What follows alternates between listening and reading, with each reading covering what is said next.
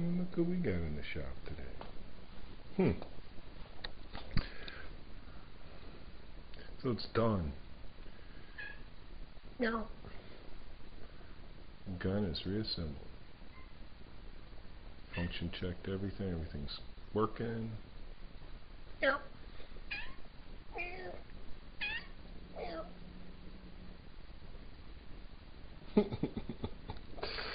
You're a trip. Meow.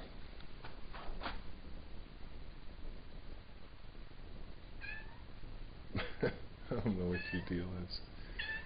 You think there's some mice? Do you think there might be a mouse?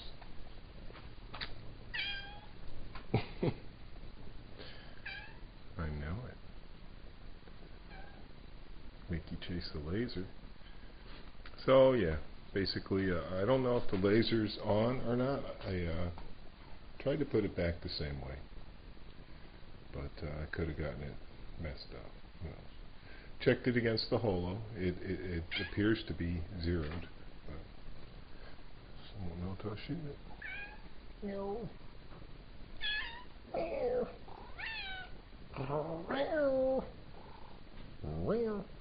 So I changed a few little things around. I got the holo sight to come back further, because I feel that the more that it's over the shroud, the more stable it's going to be. Just a thought. Plus now it frees up this 1 Allen headed bolt that I need to take out to be able to take the gun down and clean it. And what else did I change? I don't know what your deal is. What is your deal? And one other little tiny thing I changed was all I did was just bend these up just a little bit, and now I can get it past this without having to take this off. So I no longer have to take this off to take the gun apart. I still have to take this off to take the gun apart. All I got to do is slip the laser out. So I'm probably going to put a little dot on the top here, so every time I take the laser in and out, at least I can have it correctly oriented. No idea about the durability of this. This is all super fresh. It's only a couple days old. I was extremely careful assembling it, you know, making sure that everything just went on without scratching anything. And I'm basically just going to put the gun in the locker and just let it sit there. Now, I'm not going to shoot it or anything, because I have a feeling that's just going to create unnecessary wear on it. But I really like all the little details, like for instance, see how the camo part of the stock shows through here? I think that's pretty cool. And how the sliding part there is painted to match. And just all these little things, just little details. Holo sight looks a lot cooler now that it's this odd color. I don't know what color this is. I would never call this coyote. It's green. It's like some sort of weird olive drab gray color.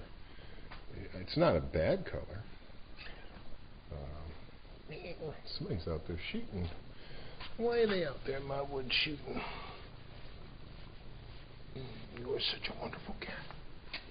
So, basically everything, paint came out great. Reassembling all the little fiddly parts, you know, like the post. And there's 2 ball bearings. There's a ball bearing that goes in here. There's a ball bearing that goes in between that wheel. And I got those in there without losing my mind. Didn't scratch any of the optics. They were all nice and shiny when I unwrapped everything. No crust in anything. No crust in the mechanism. Everything cycles nice, and even with no lube, you know, and which is awesome. And I'm just real happy with it. I know it's probably not everyone's cup of tea, this light color, but I just wanted something really different. And I liked this camo pattern. It could be this base coat that they gave me with my dip kit that I got was a little light. You know, maybe all the parts that show through that look this kind of creamy color, maybe that should have been more of a brownish color, like a coyote brown type color or something. I don't know. But I like it, even though it's all kind of like, it's got a light color to it. which in some ways makes it kind of, to my mind, more fresh. You know, I mean, there's so many camos out there that they're really green or really brown or gray, you know. And I just think it's kind of cool to have one that's kind of creamy colored. I don't know if it's exactly what was intended, but I like it. And there's so many different ways to set something up.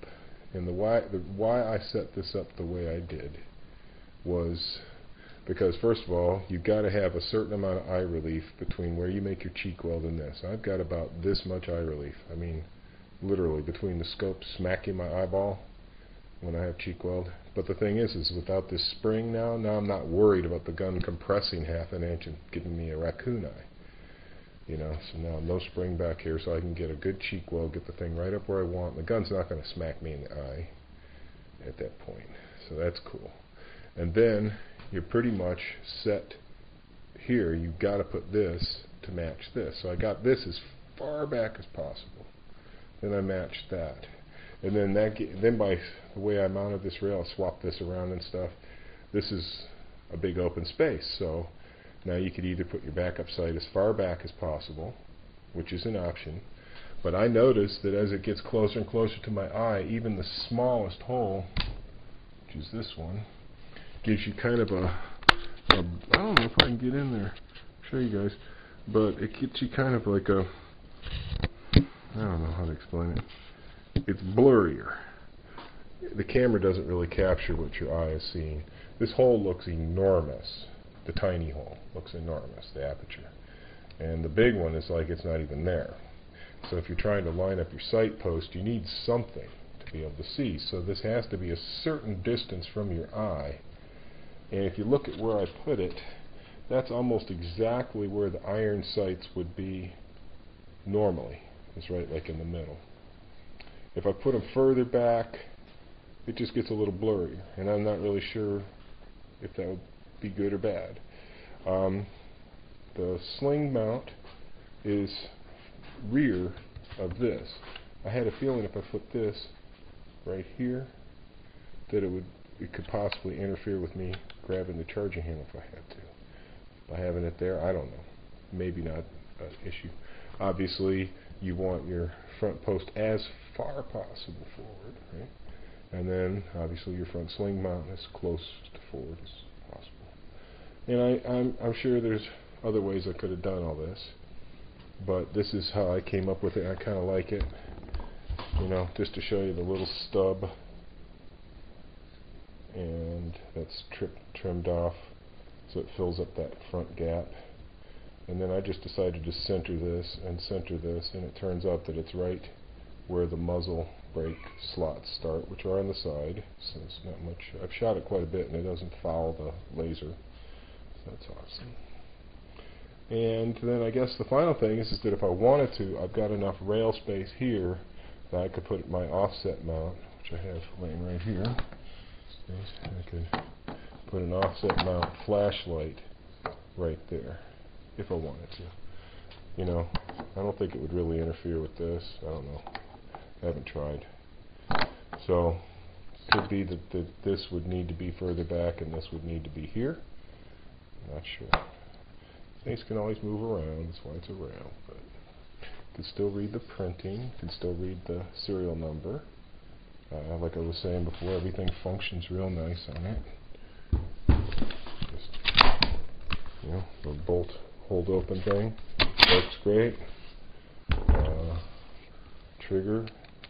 I polished all the internal parts, by the way. Since I had it completely apart, I mean 100% apart, I'm like, what the heck? So I took all the little moving parts and I polished them all.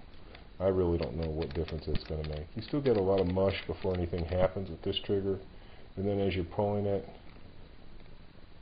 it's pretty darn hard. I mean, it's like 5-6 pounds of pressure, maybe more, and then finally it lets off.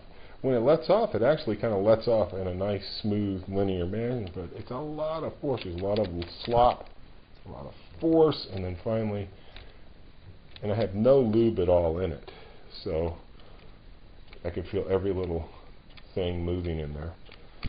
Anyway, didn't want to ramble on and on, but I am rather proud of my work. What can I say?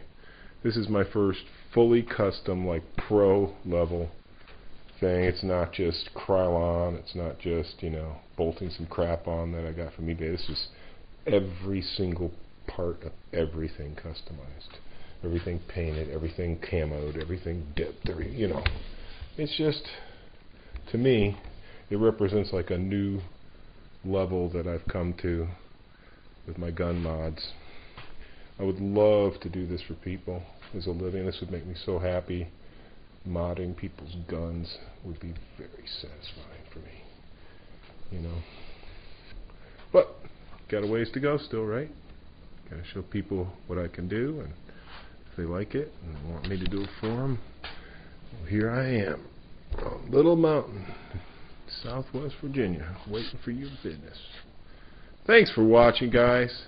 As always, thank you for supporting Mountain Storm, because everything you see that I've done to that gun has come from your support, and without it, I would still be sitting here wishing that I could do it. And I've done it, thanks to you and your help. Appreciate every view, every comment, and if you like this kind of stuff, subscribe to my channel, and I'm sure you'll see plenty more of it. Catch y'all soon.